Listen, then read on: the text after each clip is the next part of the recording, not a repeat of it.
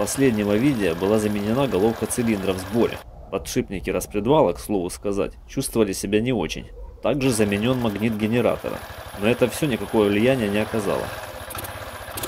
Чтобы сравнить двигатель скутера, который нормально работает, с двигателем мотоблока, было принято решение воспользоваться осциллографом. Это китайская USB-приставка осциллограф. Для нее я изготовил пару датчиков. Один для записи осциллограммы искры, но ним удалось записать не характеристики искры, а просто само ее наличие в виде помех. Второй – датчик разряжения, изготовлен из пьезоизлучателя звука. Этот датчик подключается к опускному коллектору. Возникающее давление, положительное или отрицательное, воздействует на датчик, и осциллограф записывает кривую изменяющегося разряжения в опускном коллекторе. Записал осциллограмму скутера и двигателя мотоблока. После сравнения стало ясно, что они имеют отличия.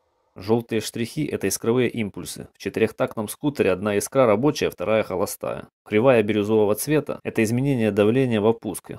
Отличие между скутером и мотоблоком состоит в том, что в скутере после рабочей искры давление во впуске идет на спад, а в мотоблоке наоборот начинает расти. Скорее всего, это давление и выплевывает капельки топлива из карбюратора в сторону воздушного фильтра. Поскольку в этом двигателе не менялся только коленвал, то подозрение пало на него. В комментариях к предыдущему видео Артем Богомолов говорил, что симптомы могут указывать на разбитый шатун. Чтобы хоть как-то подтвердить или опровергнуть этот вариант, за неимением нового коленвала, было принято решение собрать двигатель с заведомо разбитым коленвалом и записать с него осциллограмму. Полученная осциллограмма ничем не отличается от осциллограммы двигателя мотоблока.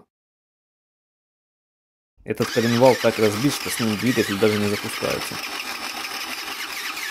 На этом этапе виновником проблемы объявлен коленвал, но для окончательного вердикта необходимо заменить коленвал мотоблока на новый, провести необходимые тесты. Когда это будет, пока не ясно, ввиду отсутствия нового коленвала. На этом все, спасибо, что смотрели, до встречи в новых видео.